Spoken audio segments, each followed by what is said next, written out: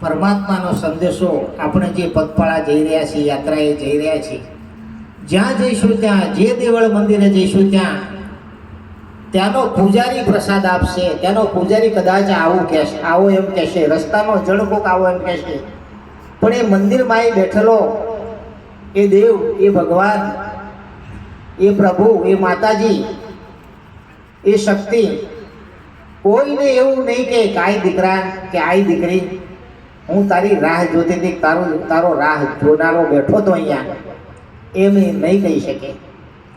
કેમ કે જે માનવ શરીર છે એ શક્તિએ અને ઈશ્વરે એવું રહસ્યમય બનાવ્યું છે, એને બહુ સરસ રીતે ઘડ્યું છે, ખૂબ સરસ રીતે ઘડ્યું છે. અને એ વળી માના ઉદરની અંદર, માના પેટની અંદર આનો ઘડનારો જુઓ ને, કે આ ઘટની માય છે.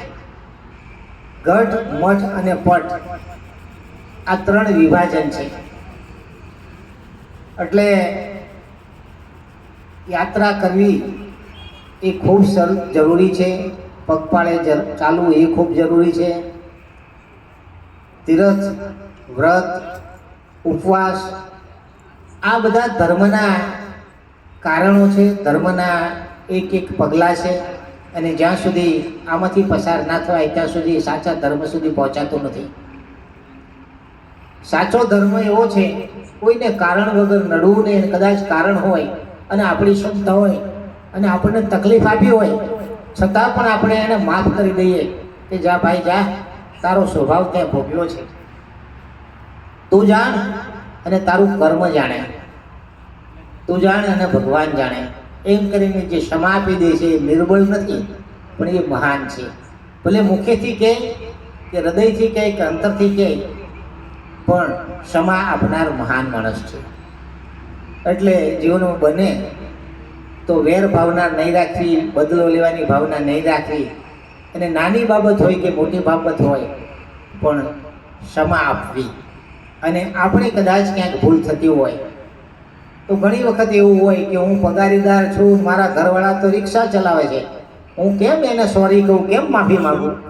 તો કોઈ સ્ત્રીએ એવું ન રાખવું જોઈએ, અને પુરુષે પણ એવું ના રાખવું જોઈએ કે હું તો પતિ છું અને ઘરમાં હું કમાનારો છું, અને ભૂલ થઈ હોય તો કેમ મારી સ્ત્રીને, મારી દીકરીને, મારા દીકરાને સોરી બેન, સોરી બેટા, સોરી ગૃહિણી, ઘરના ગરધણી છો તમે, આ બાબત મારાથી ભૂલ થઈ છે અને થોડું નુકસાન થયું છે, એમ સોરી કહેવામાં, ભૂલ કહેવામાં કોઈ વાંધો નથી. એટલે ક્ષમા આપવી અને માફી માગવી એ ધર્મના પહેલાં બે આચરણ છે. જે ક્ષમા નથી આપી શકતા, જે માફી કોઈને આપી શકતા નથી, અને પાડોશમાં બસમાં બેઠા હોય કે હુતા હુતા એ જો કુણી મારતા હોય અને સહેજ પગ અડ્યો હોય તો જબરો પગ મારતા હોય, લાકડી મારે એવી રીતે, તો એ યાત્રાળુનું, એ ભક્તિનું અંગ, કે દયાનું અંગ, કરુણાનું અંગ એ નથી, એ પ્રેમનું અંગ નથી. ભક્તિ માર્ગમાં ક્ષમા અને માફી માગવી આ કામ દયાળુ જે હોય છે એ જ કરે છે. આખા જગતની અંદર, આખા વિશ્વની અંદર જો દયાળુ હોય તો શક્તિ છે. એ શક્તિ જ્યાં જોવો ત્યાં માણસે બનાવીને મૂકી છે. કોઈ ચિત્ર દોર્યું છે, તો કોઈ ફોટો છે, તો કોઈ પથ્થરની મૂર્તિ છે, તો કોઈ ચાંદીની મૂર્તિ છે, તો વળી કોઈ સોનાની મૂર્તિ છે, પણ માણસે બનાવી રહી છે. તો આવી દયાળુ, કરુણા અને પ્રેમની મૂર્તિ હોય, ધરતી જેવી મૂર્તિ હોય, જેમાં જે બીજ નાખો હોય એને ઉત્તમ કરીને આપણને પાછું આપે, આવી કોઈ શક્તિ હોય અને જાગ્રત શક્તિ હોય તો એ માતૃશક્તિ છે. એટલે સ્ત્રીઓને સન્માન કરવા જોઈએ. સ્ત્રી હોય અને આ સંસાર ચાલે છે. એકલા પુરુષથી બીજી સ્ત્રી, બીજો પુરુષ આ જગતમાં ક્યારેય આવ્યો નથી, પણ માતૃશક્તિ એવી છે, એક ઈશ્વરીય શક્તિ એવી છે કે એ સ્ત્રીએ, એ ઈશ્વરની શક્તિએ પુરુષ અને સ્ત્રીના બંનેને જન્મ આપ્યો છે. આ ગૂઢ રહસ્યમય વાતો છે, પણ આ નિશાળમાં, આ કોલેજમાં, આ મહાવિદ્યાલયમાં, આ યુનિવર્સિટીમાં ભણે એને ખબર પડે. બીજાને તો બીજી વાર્તાઓ હોય એને એમાં રસ હોય. એટલે મહામૂલું મનુષ્યનું શરીર, મનુષ્યનું તન મળ્યું છે સ્ત્રી અને પુરુષ, નર અને નારીનું, તો એ પરમાત્મા પ્રાપ્તિ માટે છે. ફરી ફરીને જન્મ લેવા માટે નથી. અને ફરી ફરીને પણ જન્મ લેવો હોય તો નર કે નારીનો મળે એવા જ સેવાના કાર્ય કરવા જોઈએ, એવી જ ભક્તિ કરવી જોઈએ. આપણે જોઈએ છીએ કે કીડી મરે તો એમાંથી જીવ જાય, કુંજર એટલે હાથી મરે પણ તોય એમાંથી જીવ જાય. ગંગા સતીબાએ પાનબાઈને ઉપદેશ આપતા કહ્યું છે, માનરી મૂકીને આવો તમે મેદાનમાં, તમને બતાવું જીવ કેરી જાત. જીવની જાત સ્ત્રીમાં ગણો કે પુરુષમાં ગણો, સ્ત્રીમાં કોઈ જીવલી નથી અને પુરુષમાં કોઈ જીવલો નથી. સ્ત્રીના શરીરમાં કોઈ આત્મી નથી અને પુરુષના શરીરમાં કોઈ આત્મો નથી. જે છે તે એક જ છે અને એ સદગુરુના શરણે જવાથી સમજાય છે અને સદગુરુ તેને સાક્ષાત્કાર કરાવડાવે છે. પોતાના સ્વરૂપનું ભાન કરાવે તેમ તેને જીવના પણ દર્શન કરાવે છે. અને જીવનો માલિક એવો આત્મા અને એનો પણ માલિક એવો પરમાત્મા, એનો પણ માલિક એવો અવિનાશી અને એનો પણ માલિક એવો સત, એ સત્યના સુધી આવી રીતે સ્ટેપ બાય સ્ટેપ લઈ જાય ત્યારે માનવની અધોગતિ મટે છે. અને માનવ ત્યારે શરીર તો હોય છે પણ પછી માનવ થાય છે અને ત્યારે એનામાં માનવતા આવે છે. એટલે માર્ગદર્શકની, સદગુરુની મનુષ્ય જીવનની અંદર શક્તિની કહો કે પરમાત્માની કહો, ભગવાનની કહો કે ભક્તિની કહો, પણ મનુષ્યને જ જરૂર છે. બીજા કોઈ પ્રાણીને, કોઈ જીવજંતુને, કોઈ નહીં પરમાત્માની ઘરની ખોજ કરવાની એના માટે બારી ખુલી છે નહીં. 84 લાખ ને યોનિમાં જીવોને ફરવાનું આવે છે. જીવ એ અમર છે, જીવ ક્યારેય મરતો નથી, પણ જીવ બંધનમાં છે. જીવ જેલમાં પડેલો છે. જીવને એના કર્મે જેલમાં નાખ્યો છે. પહેલા તો સ્વતંત્ર જ હતો, પણ સ્વતંત્ર હતો અને બે ટીમ જાણે જેવી રીતે રમે અને જે હારી જાય એ બેસી જાય, જે જીતે એ કૂદે અને જીતે એ સ્વતંત્ર હોય, પેલો બંધન થઈને બેસી જાય. એવી રીતે જીવ પોતાના કર્મે બંધન થયો છે. એને જીવને મોજ કરવા આ શરીર, મનુષ્યનું શરીર એને ખોળિયું આપવામાં આવેલું છે. શરીર તો આપણે ગાયને ગાય માતાજી કહીએ છીએ અને 33 કરોડ દેવ એમાં છે એવું માનીએ છીએ આપણે. પણ માણસ જેવું જીવન જીવવું, એવી રીતે ભોજન લેવું, એવી રીતે આનંદ કરવો એ ગાયમાં પણ નથી, ગરુડમાં પણ નથી. અને ઘોઘા કહીએ, ચરમાળિયા કહીએ, નાગદાદા કહીએ એમાં પણ નથી.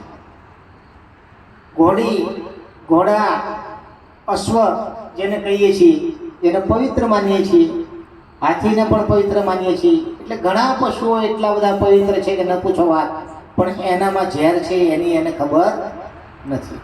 જ્યારે માણસને તમામ પ્રકારની ખબર પડે. આ સમસ્ત વિશ્વમાં, સમસ્ત સમષ્ટિમાં સંપૂર્ણ જગત ઓતપ્રોત વણાયેલું છે, પણ એમાં મહિમા કરીએ તો મનુષ્યના શરીરનો છે, મનુષ્યની બુદ્ધિનો છે. કારણ શું કે આ શરીર કોણે બનાવ્યું, કોણે ઘડ્યું, કેવી રીતે ઘડ્યું, ક્યારે મોટું થયું અને ક્યારે સમજતું થયું, ક્યારે આ નાકને દુર્ગંધ સુગંધની ખબર પડી એ ક્યારેય ખબર રહેતી નથી. પણ એને આ બધાનો શંકાના બધા વિશે પ્રશ્ન થાય છે. એ મનુષ્યના જ શરીરને થાય, બીજાને થતી હશે તો એને આપણને કાંઈ ખબર. કારણ શું કે એ પશુ, પક્ષી, જીવ, જંતુ, જનાવર એની ભાષામાં વાત કરે છે અને સૌને જગતની ઉત્પત્તિ કરવાનો હક છે. એટલે સૌની રીતે એનો વંશવેલો વધારે છે. જ્યારે મનુષ્ય રહ્યો, મનુષ્ય શરીર નર્મદાનું રહ્યું, એને સ્વતંત્ર આપ્યું છે. એને કોઈ સિઝન નથી, સંપૂર્ણ સ્વતંત્ર છે. એટલે એને એમ થાય છે કે આ સમષ્ટિનો રચનારો કોણ હશે? આ જળ, સ્થળ, ભૂમિ, ગગન સૂરજ, તારો, ચાંદા, આ બધું કોણે બનાવ્યું છે એમ થાય. ઘણી વખત ઘણા એમ કહે છે કે ભાઈ ઓટોમેટિક, એટલે ઓટોમેટિક એમ હોય તો ઓટોમેટિક કોઈ પશુમાં દૂધ નથી તૈયાર થતું. આપણી સૌ કોઈની માં, જનકની માના સ્થાનમાં પણ ઓટોમેટિક થાક તૈયાર થાય છે, પણ એમાં દૂધ તૈયાર નથી થતું. અને કદાચ કોઈ પશુઓના દૂધ દોઈ અને એક પાત્રમાં મૂકી અને જો ઓટોમેટિક થતું હોય તો દૂધ મૂકી રાખ્યા પછી દહીં થઈ જાય. દહીં થયા પછી બીજા વાસણ આજુબાજુમાં મૂકવા જોઈએ તો એમાં ઘી થઈ જાય, પનીર થઈ જાય, છાશ થઈ જાય, જે કંઈ બનતું હોય દૂધની આઈટમો એ બધું થઈ જાય. તો આપણે માનવું પડે કે ના ઓટોમેટિક થતું હશે. ખરેખર ઓટોમેટિક થાય છે, ઓટોમેટિક નથી. ઓટો અને મેટિક, ઓટો મેકિંગ. ઓટો એ કે સ્વયં બનવું, પણ સ્વયં શું બન્યું છે? સ્વયંની તો ઓળખાણ નથી. સ્વયંની ઓળખાણ હોવી જોઈએ. હું કોણ છું એની ઓળખાણ હોવી જોઈએ. હું કોણ છું એની ઓળખાણ થાય તો તમે કોણ છો એની ઓળખાણ થાય. ત્રીજું કોઈ હોય તો એ કોણ છે એની ઓળખાણ થાય. આમ કરીને પરમાત્માની, ભગવાન અને ભગવતીની 17 કળાઓ છે. એ આ 17 કળાઓ અને 64 કળાઓની ખબર પડે, પણ મનુષ્યને જ ખબર પડે, બીજા કોઈને ખબર પડે નહીં. એટલે જે સંતોનો અનુભવ છે એને ભજનવાણીમાં કહેવામાં આવે છે, અને સમજેલા છે એને ભજનવાણીમાં ખબર પડે છે. સદગુરુના શરણે, પરમાત્માના શરણે જે ગયા છે એને સદગુરુનું શરણું જેણે શિવું છે. જે વિદ્યાર્થી નિશાળમાં ભણ્યો છે એ પણ હિસાબ કરે, જે નિશાળમાં નથી ભણ્યો એ પણ હિસાબ કરે, હિસાબ બંને કરે. પણ જેની પાસે સર્ટિફિકેટ છે એને કોઈ કેમ કે તું અહીંયા નોકરી કર ભાઈ આ હિસાબ કરવા માટે. જેની પાસે સર્ટિફિકેટ નથી એને હિસાબ કરવા બેસાડે ખરા, પણ એને પગાર ના મળે. હિસાબ તો બધાય કરે, પણ તિજોરીમાં, ટ્રેઝરીમાં હિસાબ કરવા બેસે ને એને પગાર મળે. અને ક્યાંક ખૂણે ખોચીને કોથળો નાખીને બેસે ને એને પગાર મળતો હશે, એ હિસાબ કરતો હોય. પહેલાં કરતાં ઘણી મહેનત કરે, પણ એ ઊંચા હાથે હોય, એની ઉપર પંખો ન ફરતો હોય, એની નીચે ખુરશી ન હોય, એ બેઠો હોય ત્યાં દરવાજા ના હોય, ઓરડું ના હોય. એટલે ભક્તિમાં આટલો ફેર છે. સદગુરુના શરણે ગયેલો હોય ને એ એસી રૂમમાં બેઠો હોય અને એમાં એનું કામ ચાલતું હોય. એટલે સંસાર સાગરની અંદર બેઠો હોય, પણ દરેક કાર્ય છે ને એ સમજપૂર્વક કરતો હોય, સમજણના ઘરથી કરતો હોય. અને જેને સમજણ નથી એ પેલો ખૂણે ખાંચરે બેઠેલો હિસાબ કરતો હોય એવો માણસ છે. એટલે ગધેડાને ગધેડો થાય એવું નથી કહેવું પડતું, પણ માણસને કહેવું પડે છે કે ગધેડો છે. માણસને કહેવું પડે છે તો માણસ થા ભાઈ. એટલે માણસે સમજવાની ખૂબ જરૂર છે. ફરી ખુશાલભાઈને આનો દૂર આપી આપણે કે ભજનવાણી કરે. અને ઘણા માણસોને એવો દલપતભાઈ છે, ભાઈશ્રી છે, એટલે દલપતભાઈ 6, 7, 8 ભજન સંભળાવ્યા છે આપણને. એટલે અમને તો ભજન સાંભળીએ તો પણ મોજ આવે, અને કોઈ સજ્જન પુરુષો 2 શબ્દો કહેતા હોય તોય મોજ આવે.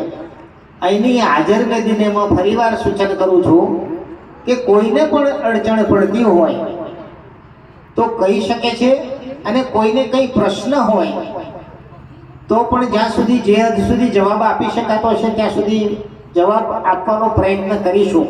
આ 2 સૂચનોનું ધ્યાન રાખશો. આજે તમે છો, કાલે બીજા આવશે, પરમ દિવસે ત્રીજા આવશે, એના પછીના બીજા કોઈ આવશે, એના પછીના બીજા કોઈ આવશે. 5 દિવસ સુધી આ કાર્યક્રમ ચાલવાનો છે.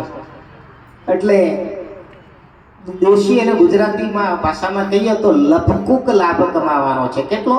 લટકું. આપણને ભાષા બોલતા નથી એટલે લપકું કહીએ છીએ આપણે. પેલા દિવાળો ધોળીએ કે રંગકામ કરીએ ને તો પેલા ટેસ્ટ કરે, એને લપકું કહેવાય. પેલા ગાર કરતા ને એટલે માટીને છાણથી ગાર કરતા, એને ક્યાંક ક્યાંક તૂટી ગયું તો એને કહેતા કે ભાઈ લપકું મારી દો, લપકું કરી લો. એટલે આપણે લટકું લાભ કમાવા આવ્યા છીએ, લપકું લાભ કમાવા આવ્યા છીએ. ધનપતિ થઈ ગયા છીએ કે જ્યાં દીકરા દીકરીઓ વાળા થઈ ગયા છીએ. કોઈકનો તો સાસુ સસરા તરીકે જન્મ થઈ જાય. એ ઘરમાં દીકરો અને વહુ હોય ને એના ત્યાં પાળવાનું બંધાય એટલે ક્યાંય લેવા ન જવું પડે.